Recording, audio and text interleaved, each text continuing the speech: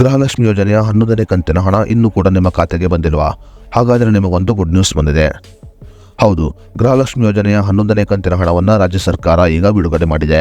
ಗೃಹಲಕ್ಷ್ಮಿ ಯೋಜನೆಯ 11ನೇ ಕಂತಿನ ಹಣವನ್ನು ರಾಜ್ಯ ಸರ್ಕಾರ ಇನ್ನೂ ಕೂಡ ರಾಜ್ಯದ ಮಹಿಳೆಯರ ಖಾತೆಗೆ ಜಮಾ ಮಾಡದ ಕಾರಣ ರಾಜ್ಯದ ಸಾಕಷ್ಟು ಮಹಿಳೆಯರು ರಾಜ್ಯ ಸರ್ಕಾರ ಗೃಹಲಕ್ಷ್ಮಿ ಯೋಜನೆಯನ್ನು ರದ್ದು ಮಾಡಿದೆ ಅನ್ನೋ ಅನುಮಾನವನ್ನು ಕೂಡ ಹೊರಹಾಕಿದ್ದರು. ಸದ್ಯ ಗೃಹಲಕ್ಷ್ಮಿ ಯೋಜನೆಗಾಗಿ ಕಾಯುತ್ತಿರುವ ರಾಜ್ಯದ ಎಲ್ಲಾ ಮಹಿಳೆಯರಿಗೆ ರಾಜ್ಯ ಸರ್ಕಾರ ಗುಡ್ ನ್ಯೂಸ್ ನೀಡಿದೆ. ಹೌದು, ರಾಜ್ಯ ಸರ್ಕಾರ ಗೃಹಲಕ್ಷ್ಮಿ ಯೋಜನೆಯ 11ನೇ ಕಂತಿನ 2,000 ರೂಪಾಯಿ ಹಣವನ್ನು ರಾಜ್ಯದ ಮಹಿಳೆಯರ ಖಾತೆಗೆ ಜಮಾ ಮಾಡಿದೆ.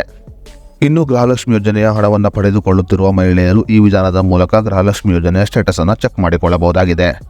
ಹಾಗಾದರೆ ಗೃಹಲಕ್ಷ್ಮಿ ಯೋಜನೆಯ 11ನೇ ಕಂತಿನ ಹಣವನ್ನು ಯಾವ ಮಹಿಳೆಯರ ಖಾತೆಗೆ ಜಮಾ ಮಾಡಲಾಗಿದೆ ಮತ್ತು ಗೃಹಲಕ್ಷ್ಮಿ ಯೋಜನೆಯ ಸ್ಟೇಟಸ್ ಅನ್ನು ಚೆಕ್ ಮಾಡಿಕೊಳ್ಳುವುದು ಹೇಗೆ ಅನ್ನೋದರ ಬಗ್ಗೆ ಸಂಪೂರ್ಣ ಮಾಹಿತಿಯನ್ನು ಈ ವಿಡಿಯೋದಲ್ಲಿ ನಾವು ನಿಮಗೆ ತಿಳಿಸಿಕೊಡ್ತೀವಿ.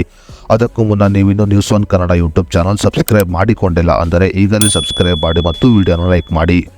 ರಾಜ್ಯ ಸರ್ಕಾರ ಗೃಹಲಕ್ಷ್ಮಿ ಯೋಜನೆಯ 11ನೇ ಕಂತಿನ ಹಣವಾಗಿ 2,000 ರೂಪಾಯಿ ಹಣವನ್ನು ಬಿಡುಗಡೆ ಮಾಡಿದ್ದು, ಈ ಹಣವನ್ನು ರಾಜ್ಯದ ಮಹಿಳೆಯರ ಖಾತೆಗೆ ಜಮಾ ಮಾಡಲಾಗುತ್ತಿದೆ.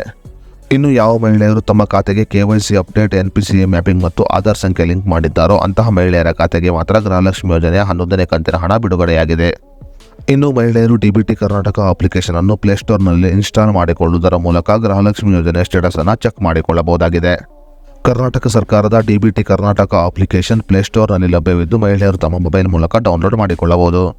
ಪ್ಲೇಸ್ಟೋರ್ನಲ್ಲಿ DBT ಅಪ್ಲಿಕೇಶನ್ ಅನ್ನು ಡೌನ್ಲೋಡ್ ಮಾಡಿಕೊಂಡು 12 ಸಂಖ್ಯೆಯ ಆಧಾರ್ ನಂಬರ್ ಅನ್ನು ಹಾಕಿ ಲಾಗಿನ್ ಮಾಡಬೇಕಾಗುತ್ತದೆ. DBT ಕರ್ನಾಟಕ ಅಪ್ಲಿಕೇಶನ್ ಅನ್ನು ಲಾಗಿನ್ ಮಾಡುವ ಸಮಯದಲ್ಲಿ 12 ಸಂಖ್ಯೆಯ ಆಧಾರ್ ನಂಬರ್ ಅನ್ನು ಹಾಕಿದ ನಂತರ ನಿಮ್ಮ ಮೊಬೈಲ್ಗೆ ಒಂದು OTP ಅನ್ನು ಕಳುಹಿಸಲಾಗುತ್ತದೆ. ಅದೇ ರೀತಿಯಲ್ಲಿ ಮೊಬೈಲ್ಗೆ ಬಂದ OTP ಅನ್ನು ನಮೂದಿಸಿ ನೀವು ಪಾಸ್ವರ್ಡ್ ಅನ್ನು ರಚಿಸಬೇಕಾಗುತ್ತದೆ. ಪಾಸ್ವರ್ಡ್ ಅನ್ನು ರಚಿಸಿದ ನಂತರ ನೀವು ನಿಮ್ಮ ವೈಯಕ್ತಿಕ ವಿವರಗಳನ್ನು ನೋಡಬಹುದಾಗಿದೆ. ವೈಯಕ್ತಿಕ ವಿವರಗಳನ್ನು ನೋಡಿದ ನಂತರ ನೀವು ನಿಮ್ಮ ಮೊಬೈಲ್ ಸಂಖ್ಯೆಯನ್ನು ಹಾಕಿ ಸರಿ ಎಂದು ಕ್ಲಿಕ್ ಮಾಡಬೇಕಾಗುತ್ತದೆ. ಇನ್ನು ಸರಿ ಬಟನ್ ಮೇಲೆ ಕ್ಲಿಕ್ ಮಾಡಿದ ನಂತರ ನೀವು ರಚಿಸಿದ ಪಾಸ್ವರ್ಡ್ ಅನ್ನು ಹಾಕಿ ಮತ್ತೆ ಲಾಗಿನ್ ಮಾಡಬೇಕಾಗುತ್ತದೆ. ಹೀಗೆ ಲಾಗಿನ್ ಮಾಡಿದ ನಂತರ ನಿಮಗೆ ಪಾವತಿ ಸ್ಥಿತಿಯನ್ನು ಆಯ್ಕೆ ನಿಮ್ಮ ಮುಂದೆ ಕಾಣಿಸಿಕೊಳ್ಳುತ್ತದೆ.